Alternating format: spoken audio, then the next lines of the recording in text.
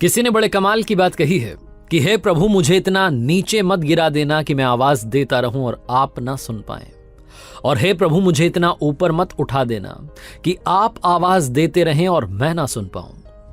Hi guys, मेरा नाम है आरजे कार्तिक। आपके लिए एक छोटी सी कहानी। ये कहानी एक घुड़साल के एक अस्तबल के मालिक की, जिसके पास में बहुत सारे घोड़े थे, लेकिन उम्र के ढलान के साथ में उम्र जाती जा रही थी और घोड़े भी कम होते जा रहे थे। उसके पास में एक ऐसा समय आया कि सिर्फ 2 घोड़े बचे थे। उसका एक लड़का भी था, वो चाहता था कि उस बिजनेस को लड़के को सौंप दे, लेकिन उसे भरोसा नहीं था कि बच्चे में समझ है कि नहीं है, वो संभाल पाएगा कि नहीं संभाल पाएगा। वो कहते हैं ना, जब बुरा समय आता है तो ज्यादा ही बुरा आता है। इस व्यक्ति की जिंदगी में बुरा समय चल रहा था और इतना बुरा आया कि उन 2 घोड़ों में से भी एक घोड़े की आंखें कमजोर होने लगी, उसे दिखाई देना कम होने लगा और धीरे धीरे काफी इलाज करवाया उसके बाद में भी उसकी आंखें चली गई, वो अंधा हो गया। अभी जो 2 घोड़े थे ये साथ साथ जाते थे बाहर किसी काम से, तो वापस नहीं आ पाते थे। एक तो पहुंच जाता था, दूसरा वाला रास्ता भटक जाता था। इस आदमी को बार बार उसे ढूंढने के लिए जाना पड़ता था। ये परेशान रहने लगा था। एक दिन उदास बैठा हुआ था अपने अस्तबल में, तब इसका लड़का आया। उसने देखा कि पापा उदास हैं, तो उसने पूछा कि पापा क्या हुआ। तो इस व्यक्ति ने बता दिया कि क्या करूं, मेरा तो समय खराब चल रहा है। उस लड़के ने इस व्यक्ति को एक बहुत ही बेसिक सा आइडिया दिया, बहुत सिंपल सा आइडिया। उसने बोला कि पापा आपके दिमाग में आइडिया क्यों नहीं आया, बहुत सिंपल सी बात है, जो घोड़ा सही है उसके गले में घंटी बांध दीजिए। मुझे मालूम है इन दोनों घोड़ों की दोस्ती अच्छी है, ये जहां भी जाते हैं साथ में जाते हैं, तो ये जब जाएंगे ना बाहर, तो ये जिसको दिखाई नहीं देता है वो घंटी की आवाज़ सुनकर के रास्ता फॉलो करते करते वापस आ जाएगा। आपको बार बार जाने की जरूरत नहीं है, बार बार परेशान होने की जरूरत नहीं है।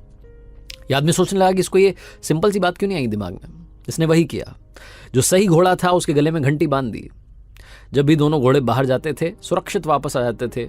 जो घोड़ा सही था, जिसको दिखाई देता था, जिसके गले में घंटी बंधी थी, वो इस बात का ध्यान रखता था कि पीछे वाला जो है, जिसे दिखाई नहीं देता है, वो चल रहा है कि नहीं चल रहा है, साथ में मेरे साथ आया कि नहीं आया, उसको साथ साथ लेकर के पहुंच जाता था।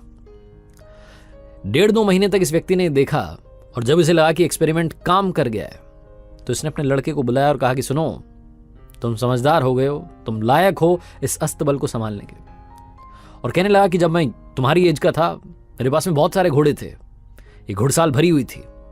अब तुम्हारी जिम्मेदारी है कि इस बिजनेस को दोबारा से खड़ा कर दो। तुम्हें आज से बिजनेस सौंपता हूं।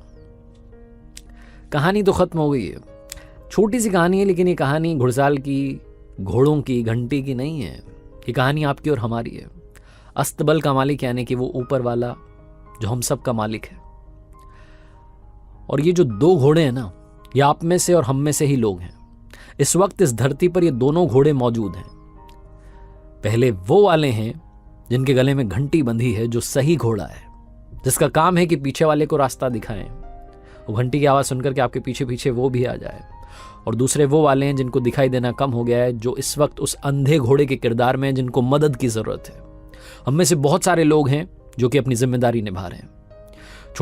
छोटा सा काम है, छोटी सी बात है जो आपके साथ शेयर करना चाहता था कि अगर आप सक्षम हैं तो ये मान के चलिए कि ऊपर वाले ने आपको वो घोड़ा बनाया है जिसके गले में घंटी बंधी है, जिसकी जिम्मेदारी है कि उस पीछे वाले घोड़े को रास्ता दिखाएं। और अगर आप इस वक्त उस घोड़े के किरदार में हैं जिसको दिखाई कम दे रहा है, जिसको रास्ता नहीं दिख रहा है, तो यकीन मानिए, विश्वास करिए, आपकी जिंदगी में भी वो घोड़ा आता ही होगा जिसके गले में घंटी बंधी है। ज्ञान की बातें बहुत सारे लोग करते हैं, ज्ञान सबके पास है, मुस्कान बांटते चलिए, यही आपसे कहना है। एक बार फिर से कहूंगा, ऊपर वाले के आशीर्वाद के साथ, अपनी सच्ची मेहनत के साथ और अपनों के प्यार के साथ कर दिखाओ कुछ ऐसा कि दुनिया करना चाहे आपके जैसा। याद रखिए, हर सोमवार सुबह 9:30 बजे मेरे साथ देखिए फेसबुक, यूट्यूब, इंस्टाग्राम पर एक नई कहानी।